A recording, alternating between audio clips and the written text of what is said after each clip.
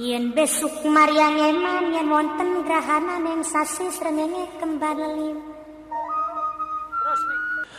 Kemudian Al-Habib Saleh bin Muhsin Al-Hamid ini aktivitas dakwanya sangat luar biasa. Diawali dengan membangun musola. Di sini dulu ada musola ya. Di sini ada musola. Kemudian di sini ada sumur dulu. Sumur itu dinamakan sumur obat. Begitu ya Habib Tahir ya. Habib Ja'far bin Syekhan ikut. Sahih kita Habib. Di sini ada sumur. Sumur ini sumur obat. Nanti setelah insya Allah dengan izin Allah renovasi masjid ini, tepat di dekat salon itu insya Allah ada sumur.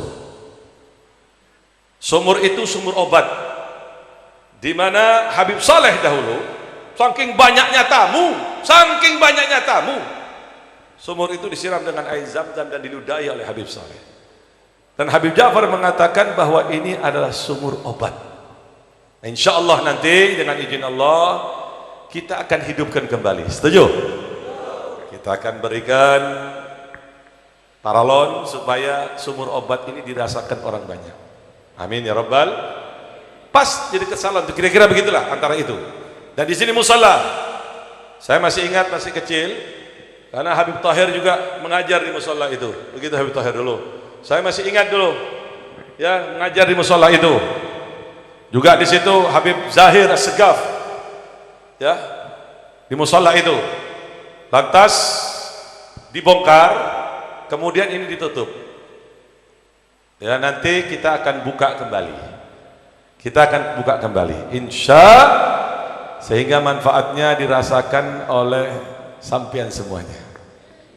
Di sini ada sumur obat. Insya Allah nanti akan dibuka kembali. Amin ya Rabbal. Amin ya Rabbal alamin. Beliau Habib Saleh bin Muhsin Al-Hamid. Al-Habib Saleh bin Muhsin Al-Hamid ini aktivitas dakwanya, beliau itu melakukan kegiatan mengisi dengan kegiatan salat berjamaah dan hizb Al-Quran antara maghrib dan isya di musalla ini. Musalla dulu ada musalla di sini. Sebelum ada masjid. Beliau juga menggelar pengajian-pengajian membahas hal-hal yang mana dilarang oleh agama dan yang mana diwajibkan agar masyarakat sekitar mengetahuinya. Kemudian Habib Saleh di sini mengajarkan kitab Nasihat Diniyah setelah membangun masjid ini. Beberapa tahun kemudian mendapat hadiah sebidang tanah dari seorang muhibbin, orang yang mencintai anak cucu Rasulullah SAW yang bernama Haji Abdul Rashid. Haji Abdul Rashid ya. Jadi tanah ini dulunya wakaf diberikan kepada Habib Saleh dari Haji Abdul Rashid. Lalu dibangunlah masjid oleh Habib Saleh. Paham ya? Paham tidak? Dibangunlah masjid oleh Habib Saleh bin Muhsin Al-Hamid ini. Dan beliau ini dalam kitab ini bukan hanya satu masjid yang dibangun oleh Habib Saleh. Masjid banyak, masjid-masjid yang lain dibangun oleh Habib Saleh. Bukan hanya satu masjid, banyak. Termasuk masjid yang diistimewakan oleh Habib Saleh ini yang bernama Masjid Riyadhus Shalihin. Taman-taman surganya orang-orang saleh. Mudah-mudahan kita termasuk di dalamnya insyaallah. Kemudian di situ Habib Saleh mengajarkan kitab Nasihat Diniyah, Riyadhus Shalihin. Demikian juga kitab Riyadhus Shalihin. Dan hizb Al-Quran dan Ratib Al-Haddad. Kemudian dapat bisyarah dari Rasulullah SAW mengisyaratkan keridhaannya untuk dibangun masjid ya, sampai pada akhirnya masjid ini dinamakan Masjid Riyadhus Shalihin. Masjid Riyadhus Shalihin, Masjid Riyadhus Shalihin. Tadi sudah dibahas, disinggung masalah kemustajaban doa Habib Saleh ini. Sangat luar biasa, mempunyai keistimewaan yang sangat dahsyat doanya Habib Saleh ini. Pada waktu seseorang bertanya, ya Habib Saleh, apa sih rahasianya supaya doa itu mustajab Habib Saleh? Ini tolong diperhatikan, ini perlu ditiru ya. Habib Saleh menjawab, aku tidak pernah membuat kesalahan atau membuat murka Allah. Itu rahasianya. Ini mau mustajab ke remah tuana otang tak maju. Otang tak maju. Mau mustajab bagaimana doanya? Sementara yang dilihat hal-hal yang tidak baik, yang dimakan dari hal yang tidak baik, anggota tubuhnya diarahkan kepada hal-hal yang tidak baik, bagaimana mau mustajab? Sebagaimana dalam hadis Rasulullah SAW, pada saat seseorang laki-laki di mana berdoa, kalau ya Rabb, doa kepada Allah Ta'ala siang malam, tapi mat'amul haram, yang dimakan dari uang yang haram, masyrabul haram, yang diminum dari hal-hal yang diharam, pakaiannya haram, bagaimana mau dimustajabkan oleh Allah Ta'ala doanya? Jadi ini resep, ini pelajaran buat kita, supaya kita ini mengikuti jejak Habib Saleh ini, walaupun tidak 100%, ya 10-15% itu lebih baik daripada sampian norok buntek lamban girun, kan begitu. Ikutin bagaimana perjalanan orang-orang saleh. Man yaqtadi bil wali fi hala nihayati, fi hala bidayati sara wali, wa man yaqtadi bil wali fi hala nihayati sara zindiq. Barang siapa orang yang mengikuti jejaknya orang wali sebelum dia menjadi orang wali, perhatikan, sebelum dia menjadi orang wali, maka dia akan menjadi orang wali. Makanya sampai saya sarankan, kalau ikut jejaknya orang wali itu sebelum jadi orang, bagaimana sholatnya, bagaimana ikhlasnya, bagaimana pengamalan ilmunya, bagaimana istiqomahnya, bagaimana bangun malamnya, ikutin itu. Insyaallah Allah Ta'ala akan memberikan wilayah sama sampean. As-sagi bagi, al-mu'ti bagi, yang memberikan ini kepada Habib Saleh, Allah Rabbul Alamin, masih banyak lautannya. Wa man yaqtadi bil wali fi hala nihayati sara zindiq, orang yang mengikuti perjalanannya orang wali pada saat sudah menjadi orang wali, maka dia akan menjadi zindiq, menjadi orang yang rusak, akan menjadi orang yang rusak, saudara-saudara. Ini ada satu wali, ya, Habib Kuncung, Jakarta. Saya mendengar di situ dari beberapa orang di situ, karena saya juga jebolan dari Ustaz Gofa di situ di Bukit Duri sebelum melanjutkan ke Timur Tengah. Di mana Habib Kuncung ini, Pak, waktu Ramadan minta makan. Agak jadab Habib ini, tapi orang wali min auliyaillah. Ditanya, Habib, kenapa sampean ini kok minta makan waktu puasa? Ini kan puasa. Dia bilang, aku makan ini bukan untuk diriku. Dibuka oleh Habib itu, ternyata di dalam mulut Habib itu banyak sekali ikan-ikan yang kelaparan di danau. Ini loh saya ngasih makan ini. Nah kalau sampian bukan ikannya, cetak ikan saya beri jolok. Boleh ngaku wali boleh. Oh, area golongan brudin mong dijeri. Ramadan nero-nero orang wali. Sampai lihat Habib Saleh, saya mendengar dari Habib Abdurrahman dan dari orang tua saya sendiri. Habib Saleh ini sebentar menghilang. Waktu di rumah sakit nggak ada. Abah cerita waktu itu. Habib Abdurrahman bin Syekh Al-Attas menceritakan juga sama saya. Habib Saleh ini sebentar-bentar nggak ada, itu hilang. Karomatnya itu luar biasa Habib Saleh. Sebentar-bentar Habib Saleh tidak ada, sebentar-bentar tidak ada di kamar itu Habib Saleh. Waktu ditanya, kemana Habib? Shibam yabghani. Datuk-datukku memanggilku, kata Habib Saleh. Masya Allah. Nah ini loh ya, takluknya Habib Saleh terhadap orang-orang saleh, dan khususnya kepada Syekh Abu Bakar bin Salim. Beliau selalu didatangi oleh Syekh Abu Bakar bin Salim. Di dalam qasidahnya di sini, beliau mengatakan, indana Syekh dobal waqt hadir, bahr al-yultum ala rasul jazirah, dob yadrik ali batin wa zahir, fi umur muhim nastashirah. Syekh Abu Bakar bin Salim ini datang kepadaku, kata Habib Saleh, baik dalam keadaan terjaga atau dalam keadaan mimpi. Ada masalah penting yang Syekh Abu Bakar bin Salim bermusyawarah kepadaku, kata Habib Saleh bin Muhsin Al-Hamid. Adapun karomat-karomat beliau ini sangat luar biasa. Seseorang wanita dari Swiss mempunyai persoalan rumit, 4 hari lagi dia akan menikah dengan seorang pria yang ia cintai, tetapi malang pria tersebut digait oleh seorang perempuan yang lain, laki-laki yang lain. Ya, digait oleh seorang pria tersebut oleh perempuan yang lain. Pria tersebut digait oleh seorang perempuan yang lain. Maka rencana pernikahan itu pun menjadi batal.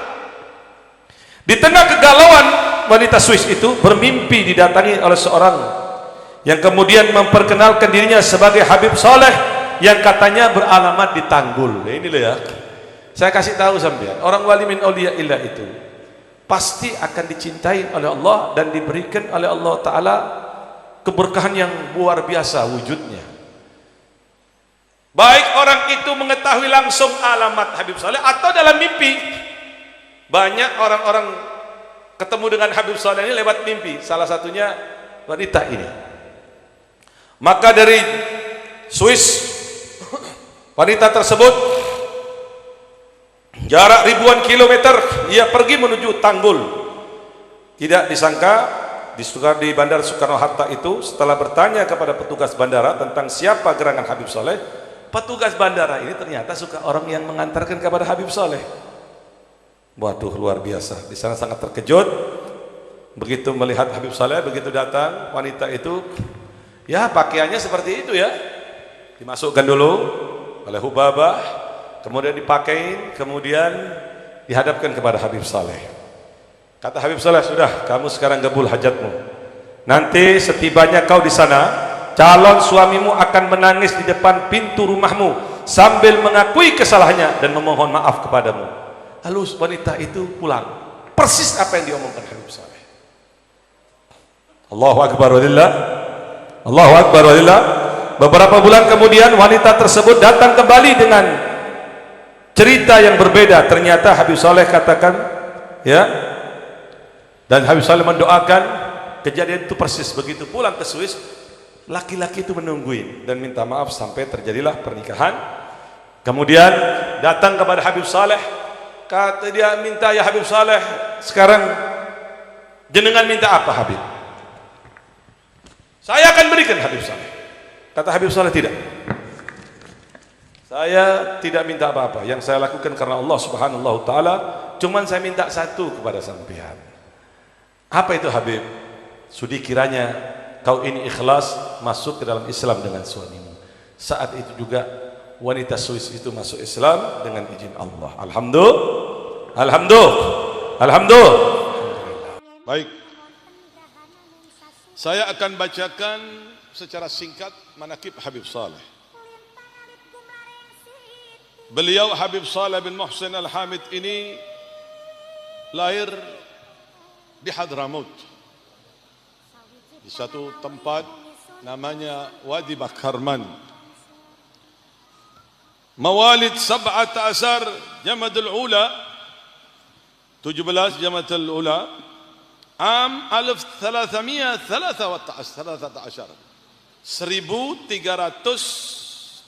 Hijriah, wal muwafiqa 1859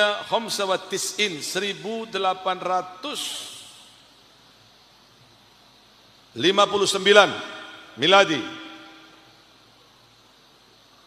وأنه متلقى العلم في بلاده ثم أنه هاجر من حضرموت إلى Jawa.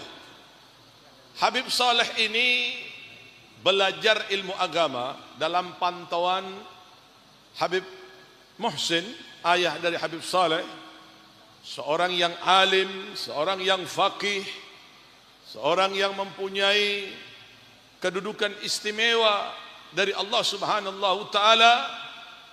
Kemudian pada saat Habib Saleh umur 21, dalam riwayat lain mengatakan umur 29, ini yang tidak diterangkan di sini. Karena saya mendengar sendiri dari ponakan Habib Saleh, anak dari Habib Abu Bakar. Habib Saleh sempat berdakwah ke negara India dengan saudaranya Habib Abdullah, yang sampai sekarang Saudara Habib Saleh yang bernama Habib Abdullah itu tinggal di India dan keturunannya banyak di India. Demikian pula Habib Saleh sempat kembali ke Hadramaut. Beliau berdakwah ke negara Nigeria. Kembali lagi ke Hadramaut dan kemudian beliau berdakwah di tanah Jawa ini. Al-Habib Saleh sempat singgah pertama di Jakarta, lalu tinggal di Lumajang di rumah saudaranya, sepupunya Al-Habib Muhsin bin Abdullah Al-Hamid, dan pada akhirnya Habib Saleh menikah dengan pribumi di Lumajang dan menghasilkan anak di Tempe. Tidak lama kemudian atas bisyarah instruksi dari Rasulullah, Habib Saleh pindah ke Tanggul. Kepindahan Habib Saleh ke Tanggul ini sangat luar biasa antusias masyarakat Tanggul, yang mana dahulunya di tempat ini tempat yang jarang sekali orang berzikir kepada Allah Subhanahu taala. Beliau Habib Saleh diberikan wakaf oleh seorang muhibbin, pencinta dzurriyyatun Nabi, Haji Abdul Rashid di tanah ini. Kemudian dibangun masjid dengan nama Masjid Riyadhus Shalihin. Makanya kenapa Masjid Habib Saleh ini kok tinggi? Karena bangunan yang lama itu kita tanam di dalamnya agar amalan-amalan orang-orang terdahulu itu tidak hilang. Agar amalan orang-orang terdahulu yang berjuang dengan Habib Saleh untuk memakmurkan masjid, membangun masjid, pahalanya tidak hilang. Beliau Habib Saleh sempat mengajar di masjid kitab, banyak dari kitab para salaf, salah satunya kitab Imam Al-Habib Abdullah bin Alwi Al-Haddad. Kemudian setelah penyampaian dakwah itu Habib Saleh, Allah Subhanahu wa taala berikan kekhususian yang begitu besar. Di mana dahulunya Habib Saleh pada waktu masih di Tempe berkhalwah selama 7 tahun.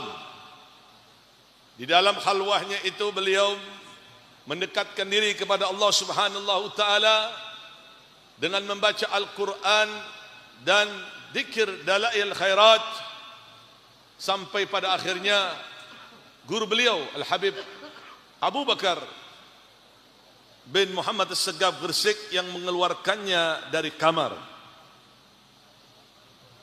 Setelah dibawa ke Gresik, beliau Habib Abu Bakar menyerahkan sorban hijau, di mana Al-Habib Abu Bakar mengatakan bahwa sorban ini dari Rasulullah, yaqdatan. Tentunya kita harus berhusnudzan, karena Nabi mengatakan barang siapa orang yang melihatku dalam keadaan mimpi, sayarani yaqdatan, dia akan melihatku dalam keadaan terjaga. Kemudian sorban itu diberikan kepada Habib Saleh, artinya bahwa beliau Habib Saleh ini telah mendapatkan izin menyandang ke kutubiyah. Kemudian Habib Saleh bin Muhsin Al-Hamid ini mengembangkan dakwanya. Karomat-karomat yang beliau miliki ini sangat luar biasa. Salah satunya adalah doa yang mustajab, membuat orang ini takjub dengan spontan doa Habib Saleh ini digabulkan oleh Allah Ta'ala. Pada saat Al-Habib Ali bin Abdurrahman Habsyi Kuitang tanya kepada Habib Saleh tentang doa mustajabnya, resepnya, Habib Saleh hanya menjawab, bagaimana Allah tidak mengabulkan doaku sementara aku tidak pernah membuat murkanya. Dan karomat-karomatnya Habib Saleh bin Muhsin Al-Hamid ini banyak sekali, dan kita wajib mengimani tentang karomatnya para wali. Hanya orang-orang yang buta mata hatinya, hanya orang-orang yang telah tertutup dari pintu rahmat wal barakat yang mengatakan karamat-karamat itu para aulia adalah hurafat, khayalan. Kalau itu dikatakan khayalan, lalu bagaimana dengan tidurnya Ashabul Kahfi sampai 309 tahun? Ashabul Kahfi bukan nabi, tapi para ulama, para waliun min auliyaillah. Demikian juga Asif bin Barkhiyah yang telah memindahkan kerajaan Ratu Balqis dalam sekejap. Itu karomat. Makanya kalau sudah berbicara tentang karomat, kita wajib husnudzon. Jangan sesekali mengukur dengan akal sehat kita. Itu nggak masuk di akal. Jadi kalau ada orang yang mengatakan hurafat, khayalan itu hanya buatan-buatan, ini orang bodoh. Orang yang perlu ngaji. Orang yang tidak mengerti tentang Al-Quran, kisah-kisah dalam Al-Quran, bagaimana Ashabul Kahfi sampai tidur 309 tahun, itu karamat. Dan kita wajib mengimaninya. Orang yang tidak percaya dengan karamatnya para waliullah, itu artinya dia tidak percaya dengan kemampuan dan pemberian karunia Allah Ta'ala yang Allah Ta'ala berikan terhadap orang-orang khususiyah. Kalau sudah demikian tidak percaya, na'udzubillah min dzalik, bisa menyebabkan kekufuran. Terakhir, beliau meninggal dunia di Tanggul. Kuburannya tetap masih ada. Peninggalan-peninggalan sumur barakah yang pernah dilodain, pernah didoakan oleh Habib Saleh masih ada. Rumah peninggalannya athar itu masih ada. Semuanya masih ada. Kita hidupkan agar sampean semuanya mendapatkan barokahnya. Biar sampean merasakan barokah dari barokahnya orang-orang waliun min auliyaillah. Jangan khawatir sampean kalau sudah datang kepada orang-orang pilihan Allah. Jangan khawatir.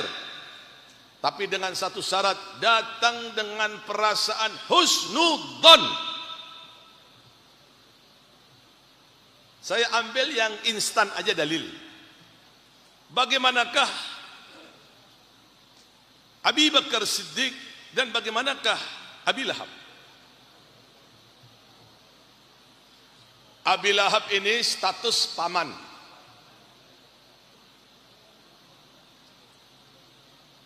Sedangkan Sayyidina Abu Bakar Siddiq dahulunya bukan siapa-siapa.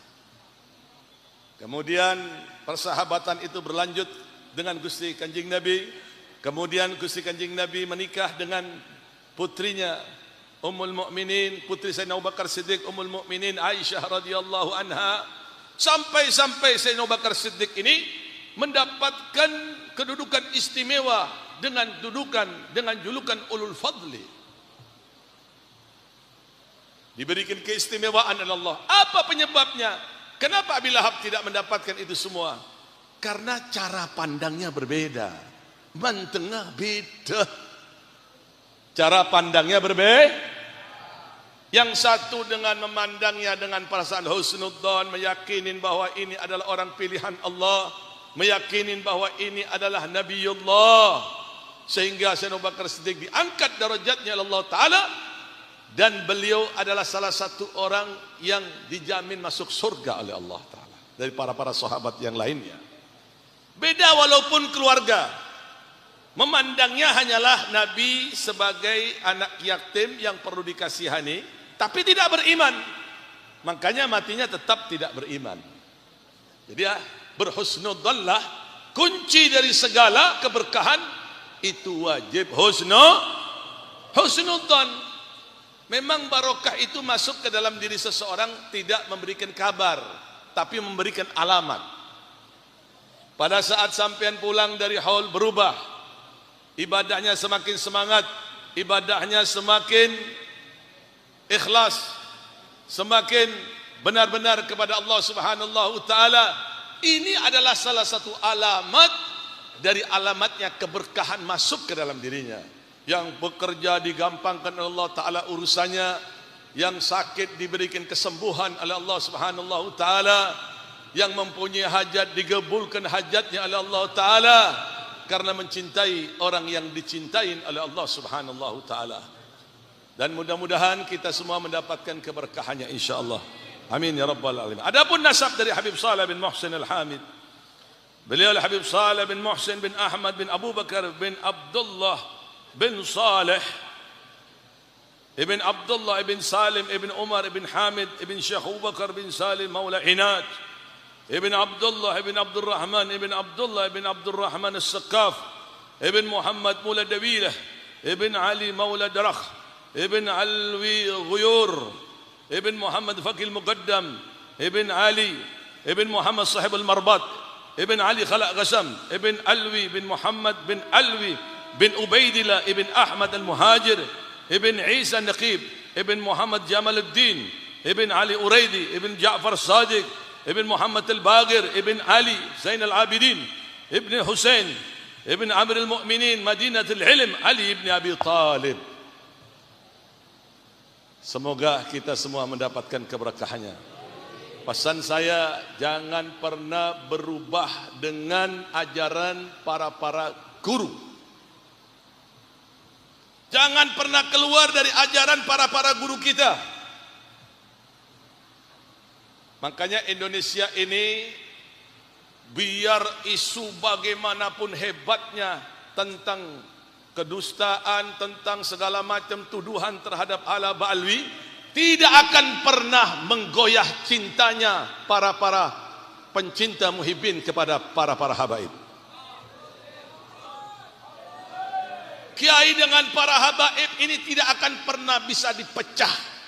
Walaupun orang-orang bayaran itu terus mengompori, kiai dengan para habaib tidak akan pernah pecah, tetap akan selalu bergandengan, baik itu di dunia, demikian juga di alam akhirat. Mudah-mudahan apa yang saya sampaikan ini bermanfaat, dan mudah-mudahan semuanya diberikan barakah oleh Allah Ta'ala.